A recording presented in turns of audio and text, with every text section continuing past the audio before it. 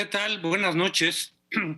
Pues ahora vamos a empezar con el conflicto que se dio se está dando en estos días entre el INE, por un lado, el Congreso, básicamente Morena, y el presidente. Una vez más, ¿por qué? Porque ya hemos hablado varias veces, este conflicto tiene muchas aristas y constantemente están en choque, en descalificaciones. Ahora tiene que ver con la revocación de mandato que se le ordenó al INE organizarla, pero no se le dio el dinero que el INE calcula se requiere para llevarla a cabo de manera adecuada.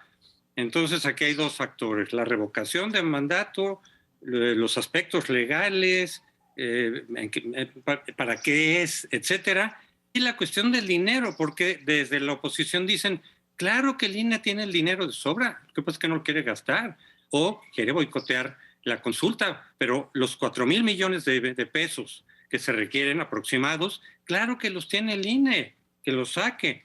Y el INE dice, no, perdón, señores, el presupuesto que me dieron, el que me normalmente, está etiquetado. Entonces yo quiero mencionar un poco desde la parte histórica de eso, de los presupuestos del INE. Yo era muy crítico desde que nació el IFE de la cantidad de dinero y el tamaño que tenía. Y me decían, siempre he tenido amigos ahí dentro del INE, del IFE, consejeros, etcétera, del aparato administrativo, y yo era muy crítico, de decir, oigan, ¿para qué tanto dinero? ¿Por qué tan grande? Hay países que tienen un sistema mucho más ágil. Y me llamaban, me decían, no, mira, es que en primer lugar tenemos que tener una organización muy fuerte por la falta absoluta de credibilidad que hay en las elecciones. Estoy hablando de cuando nació el IFE. Entonces tiene que haber muchísima vigilancia, no dejar nada suelto. Lo que en otros países pueden dejar suelto porque ya confían, aquí no. Eso era parte, digamos, de por qué el tamaño.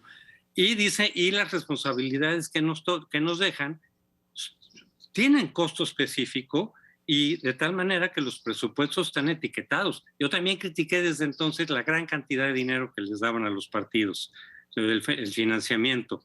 Pero así se iban agregando responsabilidades al IFE que la oposición exigía. Ahora queremos que vigilen cómo se dan los noticieros, la cuestión de los partidos, las elecciones.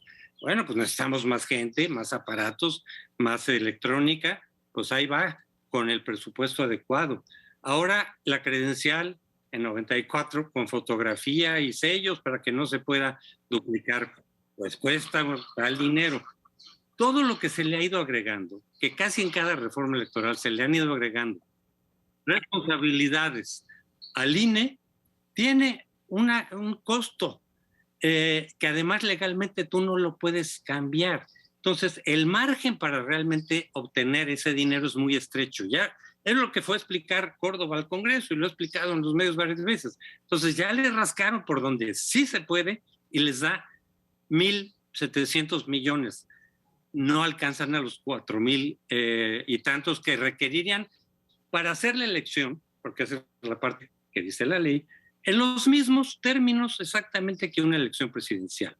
Ahí lo dejo por lo pronto. Yo creo que la historia que relata sí, pero ya más concretamente la historia de la revocación de mandato no es más que la historia de un pleito anunciado, buscado y encontrado, ¿sí? Y aquí al final hay un único responsable que es el Congreso o la bancada mayoritaria que decidió no dar los recursos suficientes para, como dice Crespo, tener una réplica, digamos, de las elecciones presidenciales, mismo número de casillas, mismos ciudadanos involucrados, tinta indeleble, en fin, toda la logística, ¿no? Que no se puedan robar las boletas, etcétera, porque así lo manda la Constitución. Y bueno, para eso hace falta el dinero que hace falta, lo justificó, lo fundó el INE y aún así se le fue negado en el presupuesto del 22. Y entonces argumenta el INE, si no me dan los recursos, pues no lo puedo llevar a cabo. Decía hoy el presidente en una parte, digamos, conciliadora, que se buscara la manera que incluso se pusieran menos casillas. Pero yo ahí sí quisiera recordar que cuando se hizo la consulta popular para juzgar a los expresidentes o a los actores políticos, porque cambiaron la pregunta, se pusieron menos casillas, se pusieron un tercio menos de casillas que en las elecciones del 2021 o en las del 2018, y entonces el propio presidente y Morena y demás salieron a decir que el INE era conservador y que estaba boicoteando el ejercicio este de la consulta popular. Así que por ahí yo no vería la solución. Y el caso es que desde que se aprobó la reforma constitucional y posteriormente la ley general de la revocación de mandato, hubo un pleito, tanto que todavía hoy en la Suprema Corte de Justicia hay acciones de inconstitucionalidad sobre esa ley de revocación de mandato. ¿Por qué vino ese primer pleito?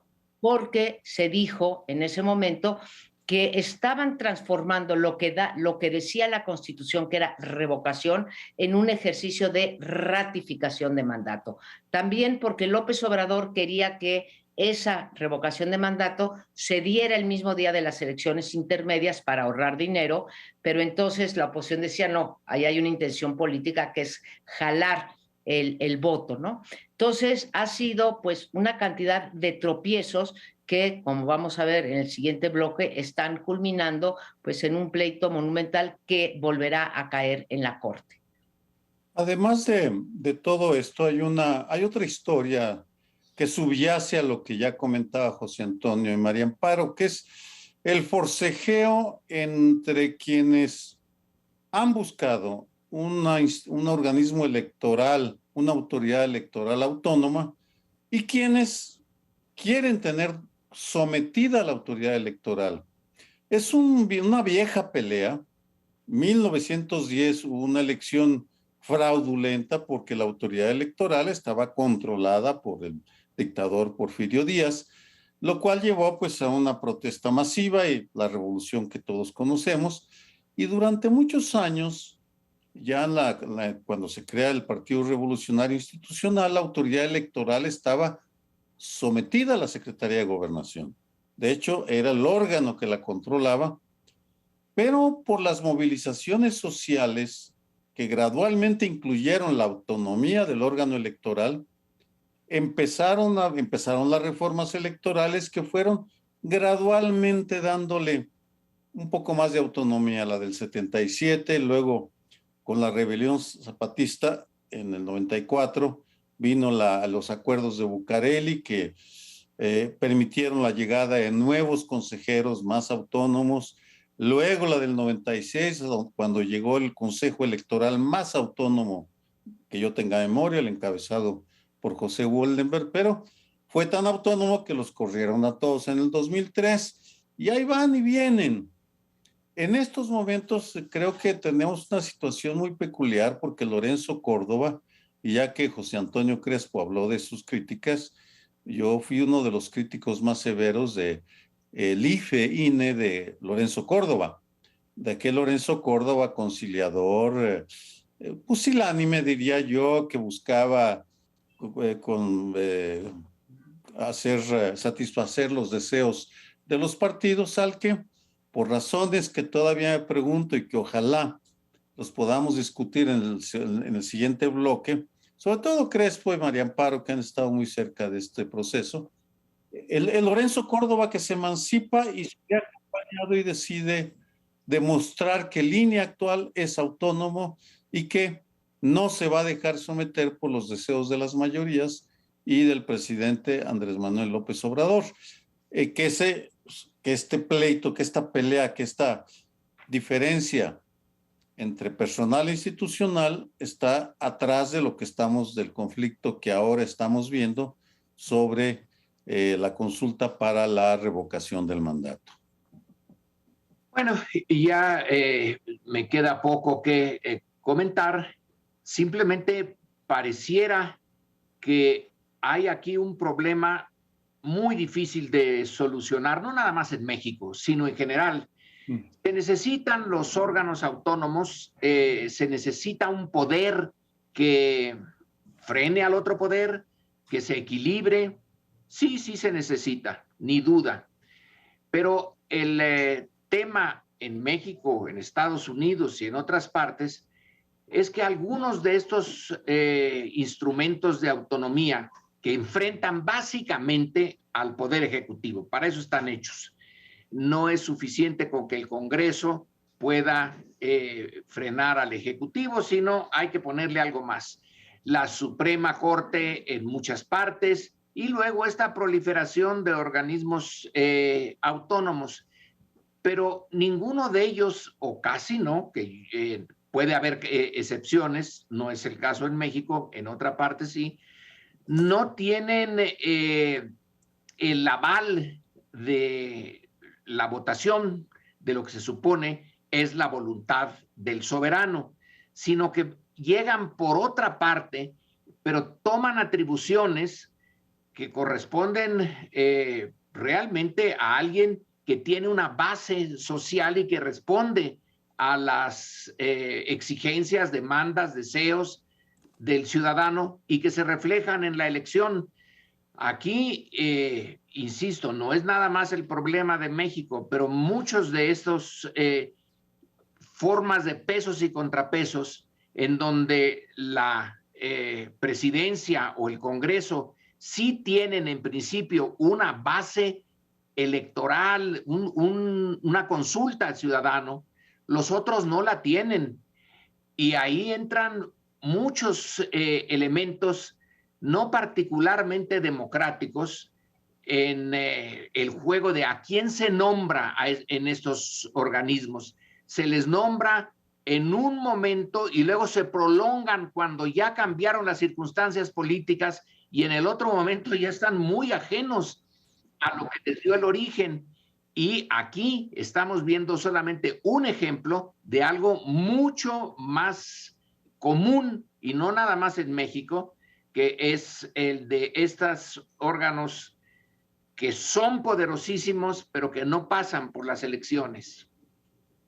En el caso del IFE y INE después, siempre ha habido la controversia de cómo elegir a los consejeros, porque evidentemente pueden sesgarse en favor de un partido o del otro y eso te puede hacer toda la diferencia. Ese es el debate desde que nació el IFE. Primero estaba, por supuesto, controlado por el PRI. Después repartir los partidos de manera equitativa. Lo repartían de acuerdo a la proporcionalidad de votos, que eso tampoco es democrático. Y de alguna forma, cuando en 2003, recordaba Sergio, ya no repitieron el consejo de Woldenberg, el PAN y el PRI se pusieron de acuerdo para dejar fuera a las propuestas del PRD. Y claro que eso era un motivo, desde luego, de un golpazo al IFE, un motivo de enojo para el PRD, decir, oye, yo no voy a tener nadie que me represente o que yo haya propuesto. Y pasó lo que pasó en 2006, efectivamente. Pero quería decir eso. A raíz de eso de 2003, varios analistas que estamos en la cuestión de las elecciones, además de protestar y decir que eso fue un golpazo, no ilegal porque estaba dentro de la ley, pero un golpazo a la legitimidad del IFE, empezamos a proponer una fórmula distinta en la que los partidos quedaran cada vez más alejados al nombrar a los consejeros. Claro, la propuesta radical era que ni los partidos en ningún momento participen en la selección, sino una condición de incluso, etcétera. Fue avanzando, porque nunca le iban a hacer caso. Y efectivamente, en la reforma del 14, hay una comisión que es la que ya hizo las dos últimas elecciones de consejeros electorales, que sí mete a los partidos, pero primero esa comisión excluye a quienes no deben de estar y ya sobre lo que ellos le dan al Congreso, el Congreso. Entonces ya no es una disposición directa de los partidos. Eso fue un avance y sin embargo sigue el pleito y la discusión de cómo garantizar. Yo tengo propuestas de que se puede radicalizar mucho más esa reforma, pero son los partidos los que no quieren hacerlo.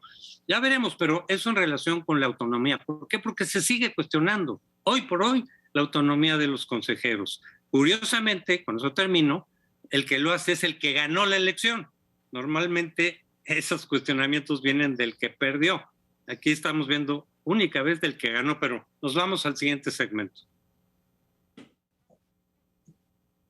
Bueno, pues regresamos y antes de ir a los últimos acontecimientos, nada más quisiera agregar, Lorenzo, en tu caso, cuando dices, y tienes toda la razón, que estos órganos autónomos han surgido sobre todo para controlar al Ejecutivo, yo querría agregar que también los pusimos, ¿sí?, para hacer valer nuestros derechos, entre otros, en este caso el del INE, para hacer valer el derecho al voto. Es un derecho político y para eso está, no solo para controlar al Ejecutivo, sino para hacer valer esto, ¿sí?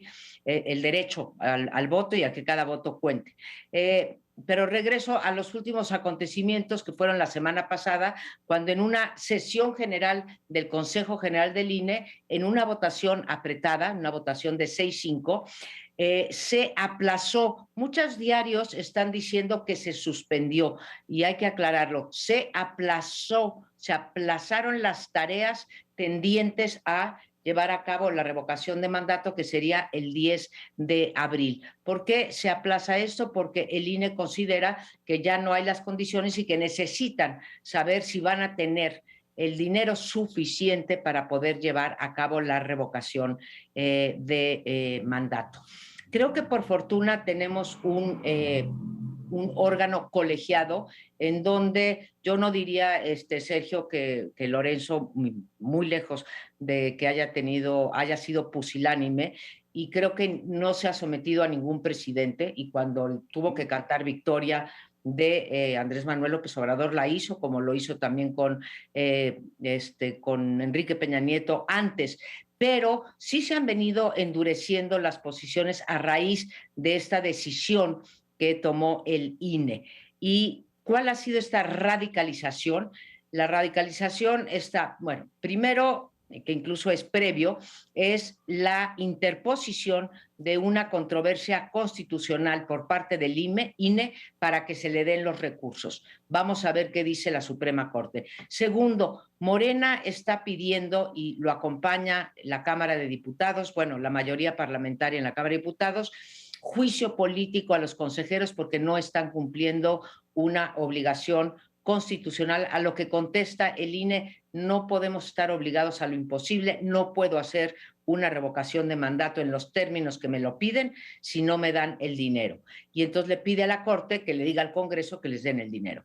Tercero, hay también la decisión de interponer otro tipo de recursos por parte de los partidos de la alianza de partidos que gobierna hoy el país, de los 18 gobernadores de Morena, que ya son una mayoría.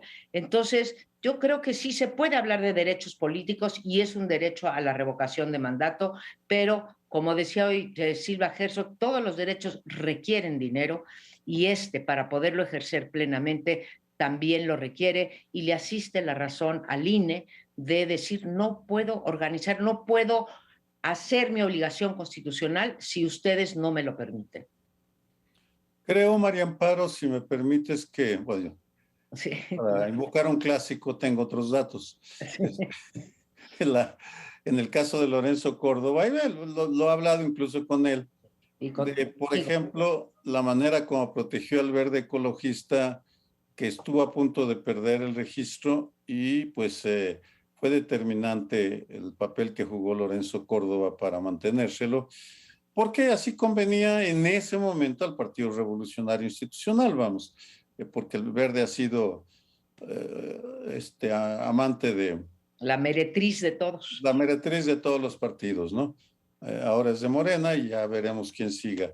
Pero en todo caso, a lo que voy es que la parte, independientemente de eso, creo que es una cuestión de interpretación de la figura de Córdoba que requerirá otra evaluación. La parte que a mí me llama más la atención es la ausencia de principios o de razones ideológicas sólidas para querer acorralar al PRI. En todo este sainete, porque vamos, va y viene como sainete, no hay acusaciones, hay mítines en los cuales Félix Salgado Macedonio, no en este caso, pero en el anterior, pide que vayan a buscar a los cobardes consejeros a sus casas y llevan un ataúd, en fin. En todo esto lo que está prevaleciendo es la búsqueda de control del organismo electoral que les resulte incómodo, porque no lo pueden controlar. Y en ese sentido, tal vez sea lo más lamentable, porque echando memoria, en el 94, cuando la rebelión zapatista, ahí hicieron reformas muy profundas porque sabían que estaba en juego la paz y que o había elecciones que era la vía pacífica para la alternancia o iba a incrementarse la violencia.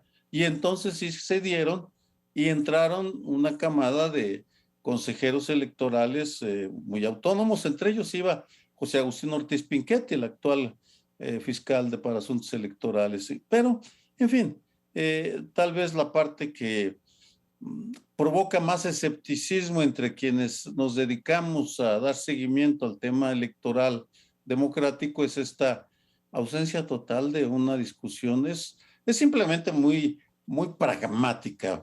Pues ustedes quieren que se los hagamos, pues se los hacemos, pero damos el dinero, no nos exijan, no sean como Bartola que nos piden que hagamos milagros con 4 pesos, ¿no? 2 pesos, perdón, era lo que le dejaron a Bartola, pues necesitamos. Bueno, a mí me recuerda, como lo decía yo en otro foro hoy en la mañana, a la colonia, a la época colonial, cuando la manera de defenderse de algunos administradores aquí en el imperio español en América era decir a su majestad, se obedece, pero no se cumple. Y esa fórmula está en cierto sentido aquí otra vez hecha de una manera distinta. ¿Cómo se resolvían estos problemas en la época colonial? Bueno, en parte era no cumplir y irse adaptando con el tiempo a circunstancias pues muy peculiares para como las veía Madrid. Bueno, ahora el espíritu es otro, tiene que hacerse algo rápido. Yo veo esto, y ya con esto termino, como si la política, si la guerra es la política por otros medios, la política es la guerra por otros medios. Veo los momentos de grandes batallas, grandes luchas, y luego un ínterin que son guerrillas. Es la política de la guerrilla. Todo el tiempo vamos a estar con esto. Ahora es el INE, mañana será otra cosa, pero mientras llegan los grandes y decisivos momentos, que en este caso son las elecciones presidenciales o las elecciones de mediados de sexenio, vamos a ir con este tipo de conflictos. Ya vendrá otro, y son 3 años de guerra, de política de guerrillas. Entonces está la gran política y la política guerrillera. Así va a ser, yo también así lo creo. Va a ser un jaloneo todo el tiempo entre el INE y Morena, básicamente, o sus aliados también. Pero este conflicto en particular, que tiene muchísimas ramas políticas o motivaciones políticas, es un enredo jurídico. No hay por dónde encontrarle.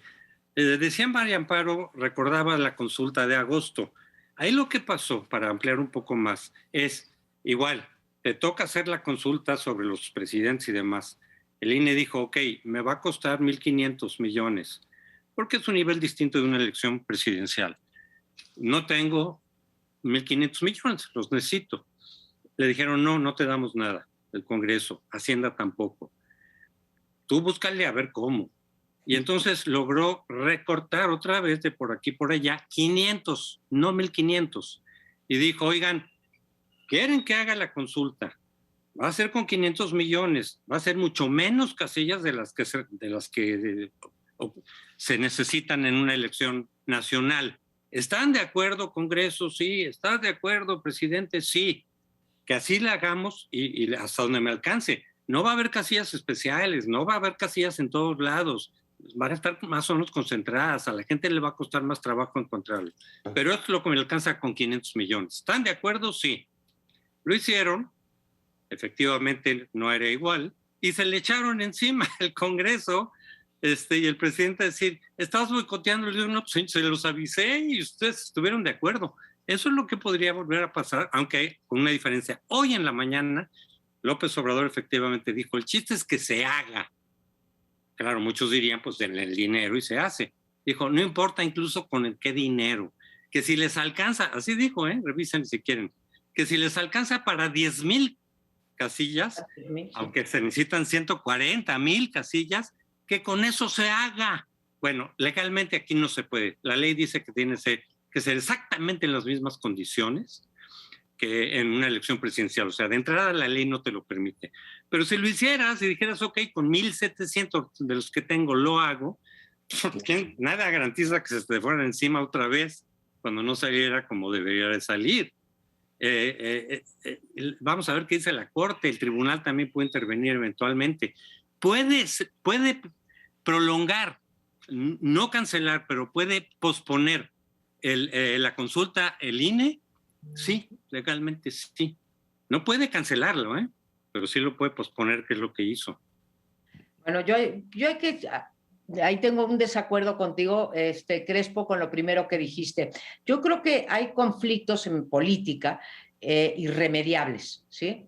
No hay remedio, uno quiere la reforma energética, el otro no quiere la reforma energética, y bueno, pues a ver cómo nos va en la votación y si llegamos a un acuerdo o yo puedo imponer porque tengo la mayoría.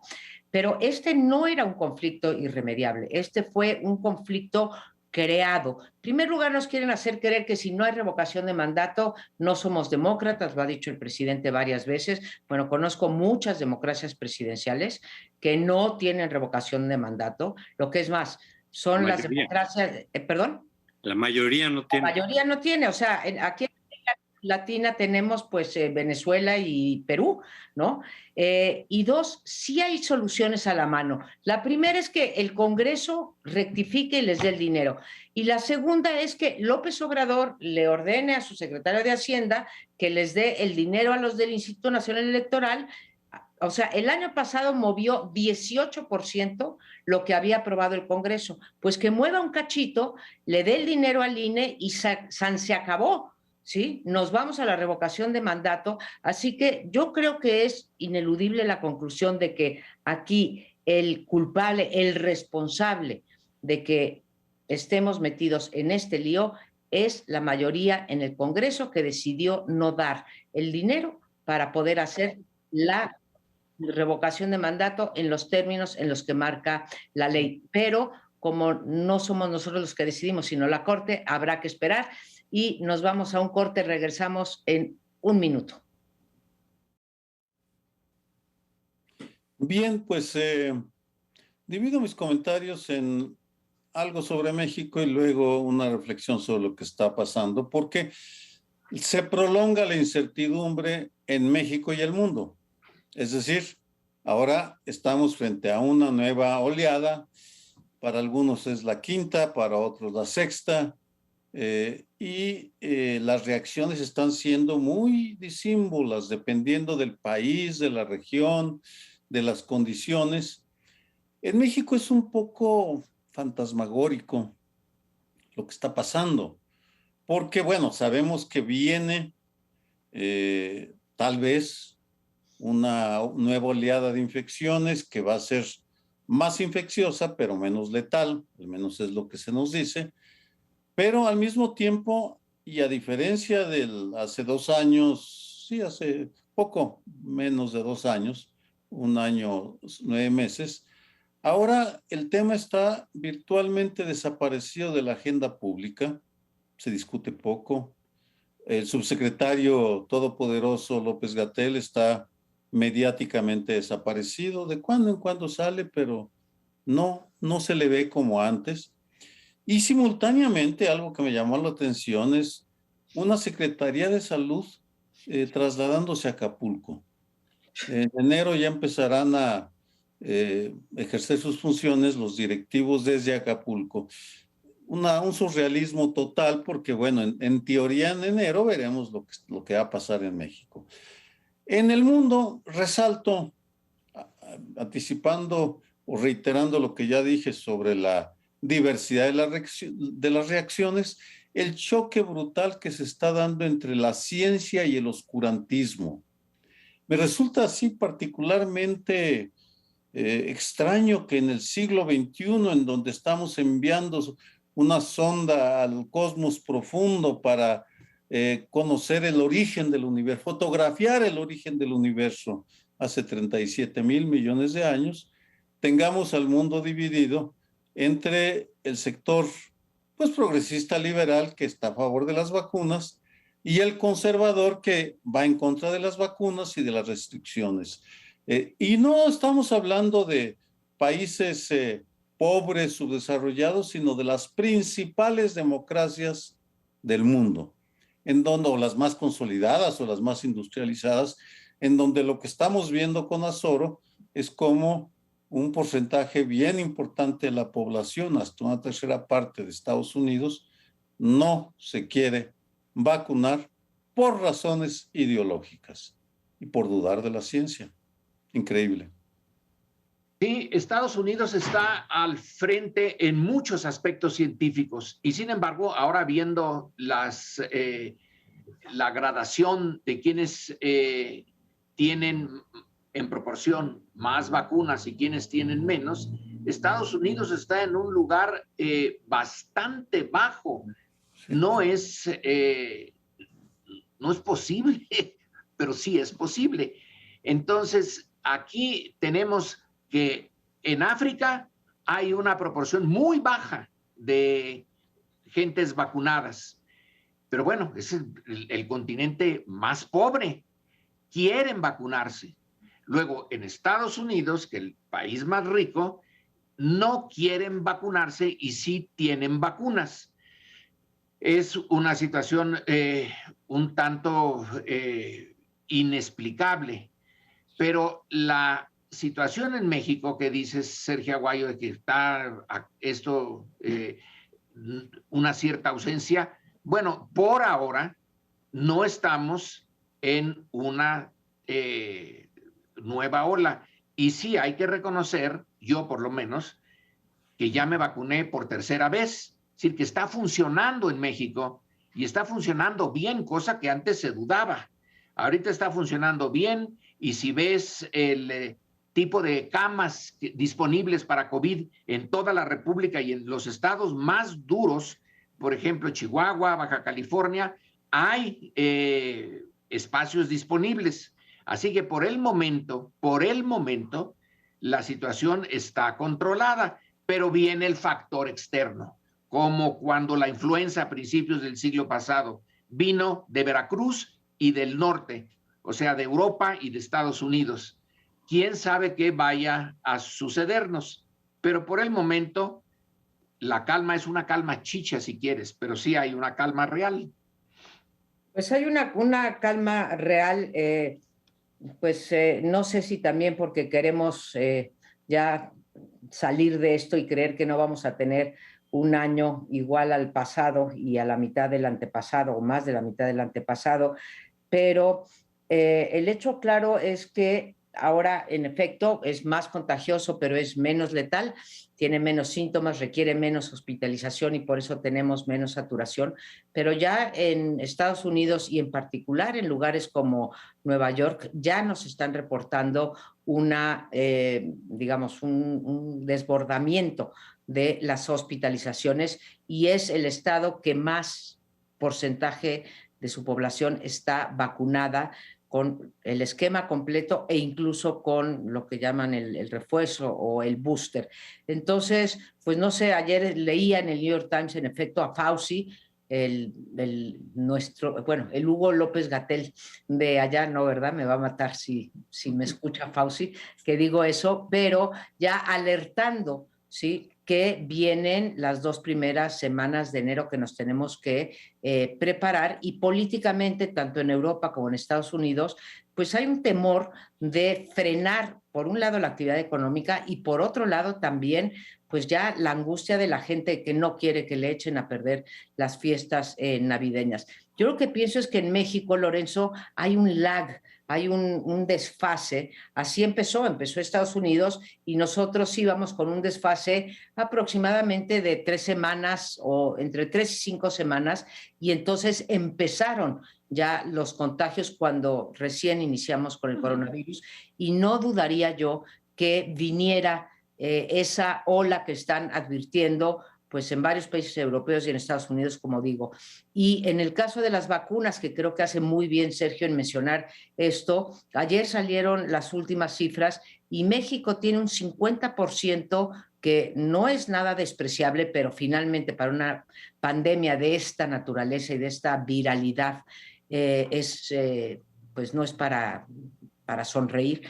Tenemos al 50% con las 2 vacunas, ¿sí? No nos dan todavía las estadísticas de quién tiene o qué porcentaje de la población, como tú y yo, Lorenzo, ya tenemos también el refuerzo de la tercera vacuna. Así que creo que, como despedía en uno de los programas Sergio, ¿no? A cuidarse en estas vacaciones, no bajar la guardia y en la medida de nuestras posibilidades, pues ayudar a que esta nueva variante de Omicron no se siga dispersando, y ojalá y tengamos mayor previsión en esta ocasión y también información más oportuna y más confiable. Un aspecto político que es el que hemos venido manejando desde que se inició la pandemia es el desempeño de los gobiernos. ¿Qué tanto le entienden? ¿Qué decisiones toman? ¿Qué le aconsejan a la gente? Los ritmos, ¿no? La oportunidad, si lo hicieron a tiempo, si dejaron pasar demasiado tiempo. Todo ese tipo de cuestiones, que es lo que ha formado en muchos países la crítica a los gobiernos, y en otros países al contrario, un buen desempeño, es decir, lo manejaron bien o lo mejor posible, y por lo tanto los daños fueron menores.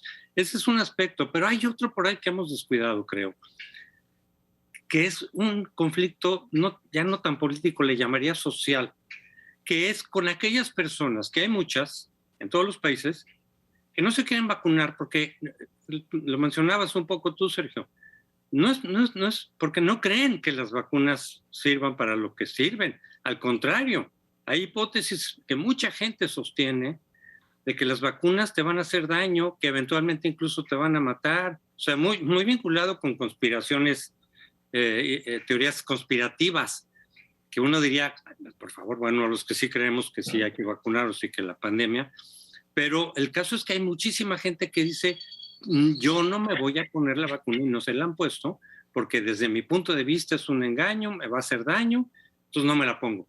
Yo conozco muchísima gente en esa situación, pero en Europa, en España, hay muchos también. En Europa tomaron la decisión de que esas personas sin vacunar no pueden entrar a muchos lugares públicos, no pueden es decir, les están coartando ciertos derechos en función de un derecho que es la salud de todos los demás, y se han movilizado y se han quejado porque ellos dicen, me estás obligando a que me ponga una vacuna para poder obtener los derechos de circulación, una vacuna en la que yo creo que me va a hacer daño. Tú, Estado, me estás obligando, me estás violentando un derecho, y si no me castigas con la falta de... Ese es un problema que yo veo de difícil solución, porque efectivamente les estás afectando ciertos derechos. De veras, ¿puede el Estado obligar? No sé la respuesta. ¿Puede el Estado obligar a que la gente se vacune si están convencidos de que les va a hacer daño? Y tú dices, es para proteger a los demás. Pues sí, pero yo también tengo mis derechos. Ese asunto me parece que es bastante complicado. No tengo la respuesta, pero está ocurriendo. Y en México, yo por lo menos conozco a muchísima gente que no se ha vacunado y no pretende vacunarse. Una conclusión. Para reiterar la sorpresa de ver la calma chicha que hay frente a la llegada del Omicron, porque las epidemias son como las amenazas a la seguridad nacional. Son riesgos que deben anticiparse y deben prepararse. Y si mencionaba mi Azoro es porque pues lo sé porque lo sé, digamos, buena fuente de que están se están trasladando la Secretaría de Salud, la encargada la epidemia, en un momento de incertidumbre, Acapulco.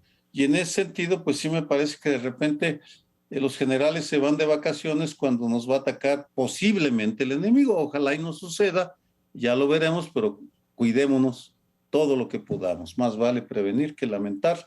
Regresamos.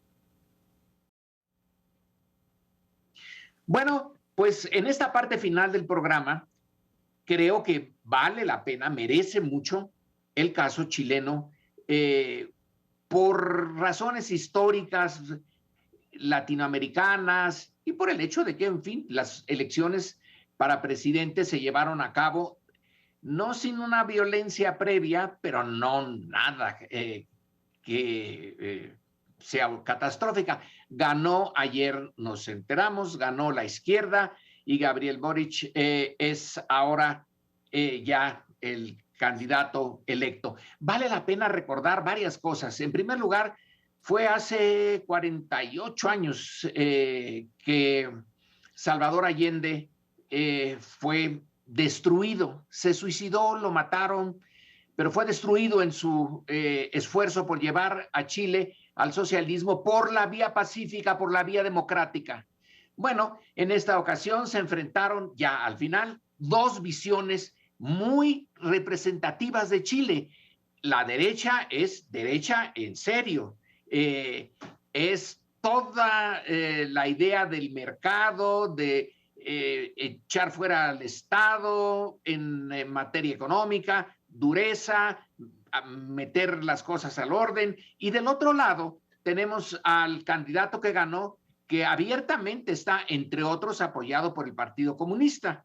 Entonces es una izquierda que decide tener como programa la redistribución de la riqueza. Es uno de sus puntos centrales, la reforma fiscal, ir por los que más tienen para que más contribuyan. Entonces, volvemos un poco a lo mismo que había en 1973, pero por la dureza, sí es dura el enfrentamiento, pero hasta donde podemos ver no va a haber violencia, no va a reaccionar la parte herida por la vía de la repetición del 1973. Y yo por mi parte pues me doy por muy satisfecho con este resultado de Chile. Yo comparto contigo la satisfacción.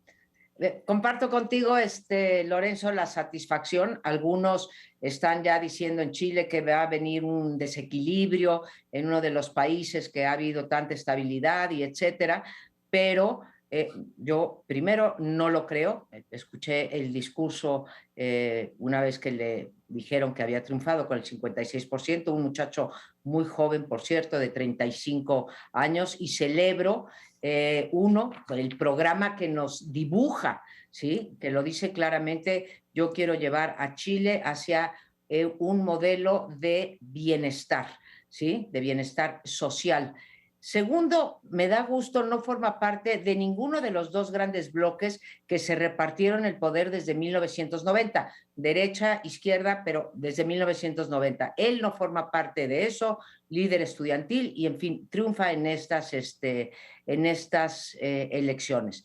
¿Y por qué triunfa? Bueno, viene esto ya desde el 2019, cuando me imagino que esos disturbios te referías, Lorenzo, esos disturbios que hubo y que, bueno, pues llevaron prácticamente a tirar al presidente.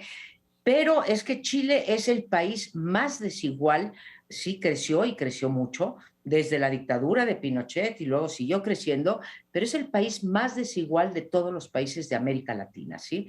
Y en ese sentido, muy bienvenida la reforma fiscal, que es lo que hace un país o un gobernante de izquierda, y que es una de las cosas que se le ha criticado a López Obrador, pero claro, él se comprometió en no hacer una reforma fiscal.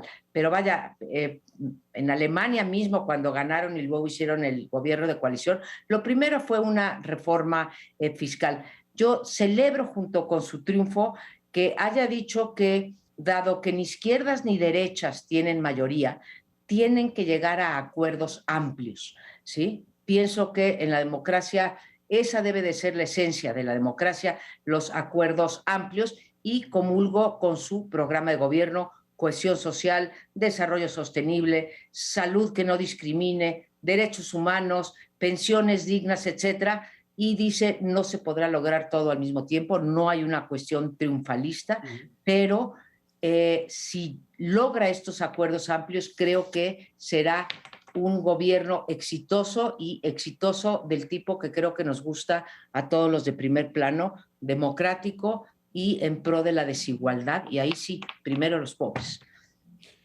Pues celebrando y relativizando, porque Sí. el término de izquierda está muy claro en Chile, coincido plenamente con Lorenzo, pero fuera de Chile hay ahí un desbarajuste y una confusión monumental. Y lo menciono porque en noviembre, el 7 de noviembre, bueno, voy en la historia. Después de que fracasa la vía pacífica, la vía chilena al socialismo, coincide, se empalma con las rebeliones centroamericanas, que es la vía armada que desemboca en la victoria sandinista de 1979, 6 años después. En 73 hubo un terremoto también en Nicaragua, por cierto. Y bueno, ¿qué tuvimos el 7 de noviembre hace un mes y medio? El triunfo vergonzoso y patético de Daniel Ortega y su copresidenta y esposa Rosario Murillo, que se autonombran de izquierda y que llevan, hablando de Chile, a que el Partido Comunista Chileno sea el único integrante de la coalición que que ganó las elecciones ayer. Felicita a Daniel Ortega, al igual que a nuestro presidente, pero salen de la coalición lideresas como Camila Vallejo, que fue compañera del actual presidente, para decir, de ninguna manera podemos respaldar a Daniel Ortega, pues ese no tiene ya nada de izquierdista. Es decir, no lo menciono para decir quién tiene la razón, eso no nos alcanzaría el tiempo, simplemente porque en el continente los términos de izquierda y derecha en estos momentos, y en el mundo también, están bajo discusión. Vamos, la victoria en Alemania de la socialdemocracia también está bajo discusión. ¿Qué significa? Es un momento de efervescencia y de redefinición de los polos ideológicos, y tal vez sí estamos de acuerdo o coincidimos en principios: igualdad, defensa del medio ambiente, de los derechos humanos, en fin, grandes, por supuesto, de los derechos de la mujer, pero asociarlos con los partidos ya a veces cuesta trabajo. Ciertamente, Nicaragua y Chile son dos ejemplos totalmente diferentes. De acuerdísimo. Hay mucha gente, digamos, de derecha, ubicada de derecha, ya sea centro o más ultra, en Chile, pero también en México y en otros países, que están dando por hecho que el nuevo presidente se va a ir por la línea bolivariana dura. No. Es decir, Nicaragua precisamente, Hugo Chávez, en fin, digamos esa línea procubana, etcétera, lo dan por hecho. Y entonces dicen, ¿cómo vuelven a hacer otra vez esto? Y demás. Yo no sé qué vaya a pasar. Sí es verdad que son miembros del Foro de Sao Paulo, pero en el Foro de Sao Paulo ha habido muchas formas y manifestaciones en todos los países de América Latina que difieren de un país a otro. O sea, no en automático va a ser lo mismo que Daniel Ortega. Pero dicen, sí es cierto que soy parte del Foro de Sao Paulo. Bueno, pero cada país, nosotros también, y vaya que tenemos diferencias también. No nos gusta mucho la forma de gobernar del Obrador, muchas sucesiones, pero no estamos como Nicaragua, ¿verdad? Entonces, muchos lo dan por sentado. Yo no sé qué va a pasar ahí, pero lo que sí quedaba claro es que del otro lado es ultraderecha, es pinochetista, ¿sí? El candidato Katz se pronuncia por el pinochetismo, se pronuncia por aspectos muy, muy radicales, digamos, como Vox de España, por ejemplo, ¿no? Mira Hitler. En contra de las minorías, en contra de los homosexuales, del feminismo, etcétera. O sea, un conservadurismo muy fuerte. Y yo tengo una hipótesis que no se va a poder demostrar. En la primera vuelta gana Katz, precisamente. Entonces el centro es el que tiene que dividir, porque más hacia el extrema izquierda, pues está Boric. El centro tiene que decidir. Se va mayoritariamente con Boric y con una ventaja que termina en puntos, no pequeña. Yo pienso que de haber habido como candidato de la derecha alguien más moderado, yo no sé de entre los tantos que había o no, pero alguien que tuviera posturas más moderadas, el centro se hubiera inclinado de nueva cuenta hacia la derecha, pero les dio temor a alguien tan, digo, para decirlo así, gente que conoce Chile me dice, es peor que Bolsonaro. Si Bolsonaro te parecía de derecha, esto está peor. Bueno, nos tenemos que ir. Ya el hubiera ya se quedó en lo imposible. Ahora va a tener el nuevo presidente, el joven presidente, que lidiar con la Constitución que se tiene que hacer. Ese va a ser su prueba de fuego llegando, pero nos vamos y les deseamos este fin de año que el virus no los visite y que salgamos todos indemnes para vernos aquí el año próximo.